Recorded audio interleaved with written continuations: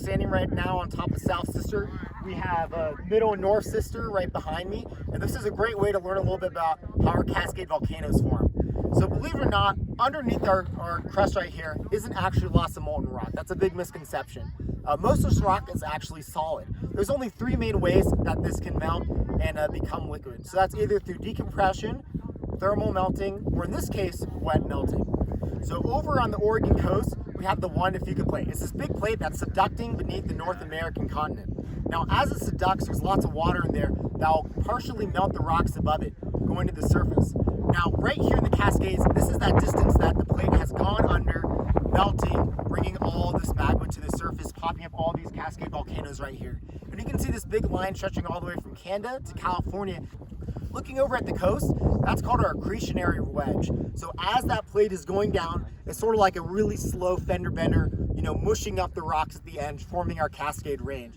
So if you look at it, that's how we form it. We have our nice valley, our forearc basin, the Willamette Valley, it's all nice and wet. And then we have a rain shadow, we have our back arc basin over here, and a bend in eastern Oregon, that's really dry. So the Cascade volcanoes have dramatically shaped the landscape of Oregon as we know it today.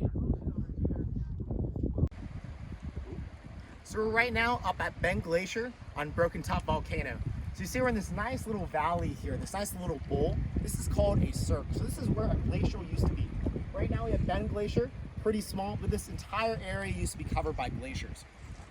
Now as the glaciers go down, they erode out the volcano. And you can see these nice cliffs that are exposed because of it. Now as they take these rocks down the mountain, at the end of the glacier where the glacier melts, they deposit these rocks in the pile. So down here we have a modern forming terminal moraine. And over there you can actually see an older terminal moraine. On the sides of these glaciers, you also get piles of rocks. So over here we have some modern forming lateral moraines. And then over here we have a much larger and much older lateral moraine. So as these moraines build up, they sort of form these little depressions, these little scoops out in the landscape. And these will often fill up with water with little streams connecting them. So these are called paternoster lakes. Because in Latin it means Lord's Prayer, referencing to rosary beads. So you'll find this up in the Cascades a lot and in the Sierras, these nice little chains of lakes all strung together.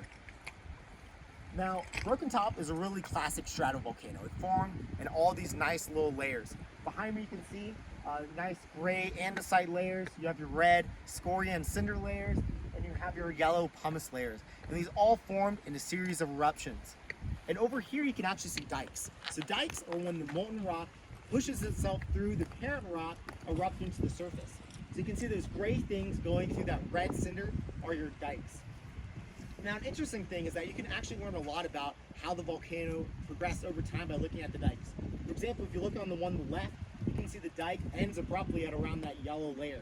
So what actually happens is that dike continued to feed the volcano, but over time it is eroded, and then subsequent layers have piled on top, making it look like it is ended right there. Now, Broken Top is a very eroded volcano. If you look over here to South Sister, South Sister has a really classic volcano shape. It's a really nice rounded on top. If you look over at North Sister, that's a lot more craggy. That's a lot older volcano. It's experienced a lot more erosion and a lot more glaciation. Broken Top is a very eroded volcano. So we have these cirques on this side, but Broken Top actually has cirques on all sides. All these little scoops cut out on the volcano, leaving this little craggy top right up here. And this is why you actually can't climb to the top of this one, because it's so craggy and steep. So this is called a horn. So if anyone's ever been to Disneyland or heard of the Matterhorn, this is where that comes from, that term horn. So right now I'm in South Sister, and you'll notice these interesting little roundish shapes all over the mountain here and across a lot of the other cascades. So these are lava bombs. So this is a small example right here. So when the volcano erupted, it launched these bits of molten rock up to the air, and as they tumbled down, they were shaped into these little shapes. So this is a really large one. Most of these are a lot smaller because these volcanoes basically formed having all this material clump onto each other. But these are some sort of neat things they can find hiking around the Cascades here. So right now we're at Green Lakes, and you can see behind me there's all these pumice fields. These came out from previous eruptions, and something really interesting about it is that this is volcanic glass. So when it erupted, dissolved gases inside it rapidly expanded, forming a glass sponge. Now this creates a really unique rock that actually is less dense than water, meaning that if you place it on water, it will actually float.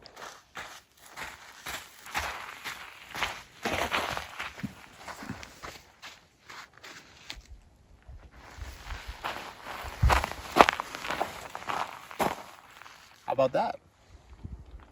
So right now we're on the east side of South Sister near Camp Lake, and there's all these obsidian flows around here.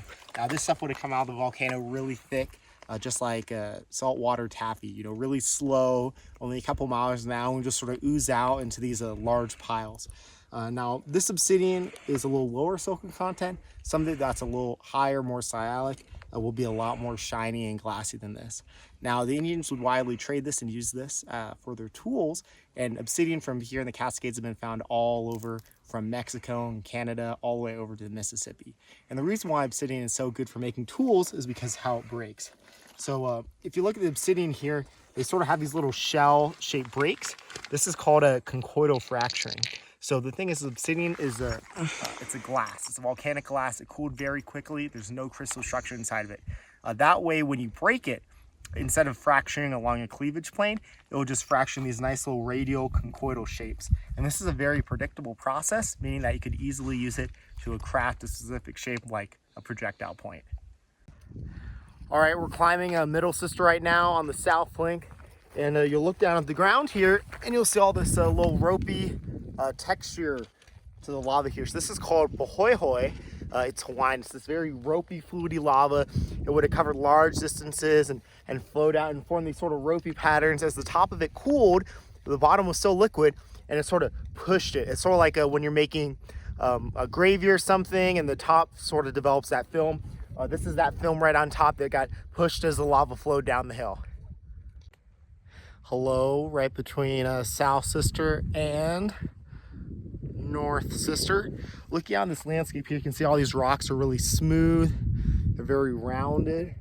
So this is all from glacial activity. So this is all used to be covered by a glacier. Right now the glaciers have receded quite a bit behind me right now. But this used to be all glaciers, and all these rocks sitting on top were trapped inside of the glacier and were pulled across this rock.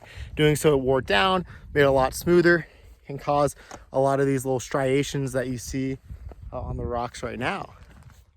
So a lot of these rocks, if you notice, they're sort of curved and then they drop off.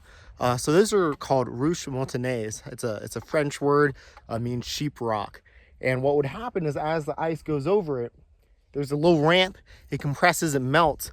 And then as it gets to that end, the ice can expand more, that water refreezes, cracking and breaking off the end. So you have all these little like ski ramps going down the mountain, these little roches montagnaises that form when the glaciers slid over them during the last ice age.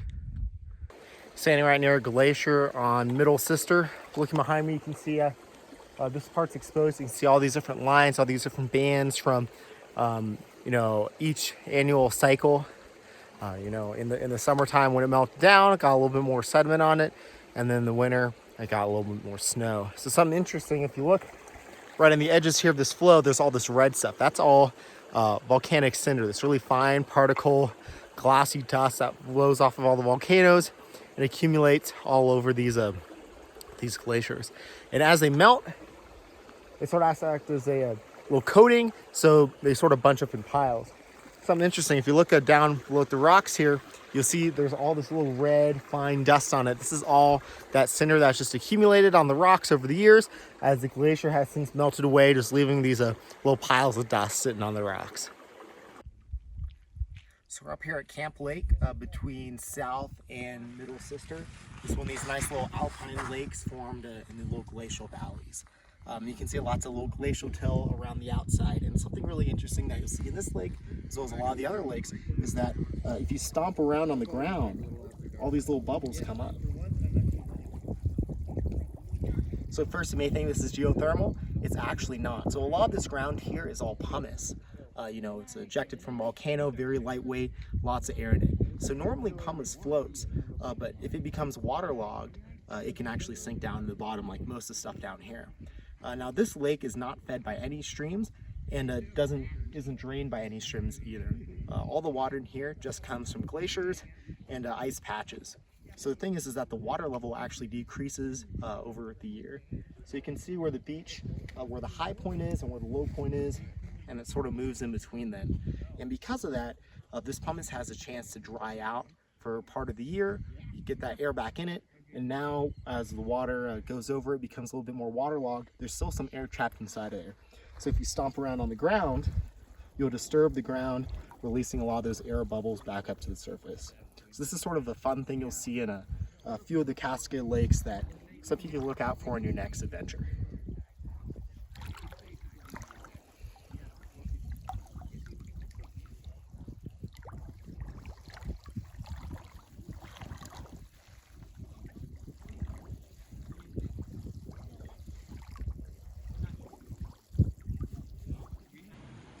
So these are all some cool features you can look out for in the Cascades on your next backpacking adventure or throughout the West Coast.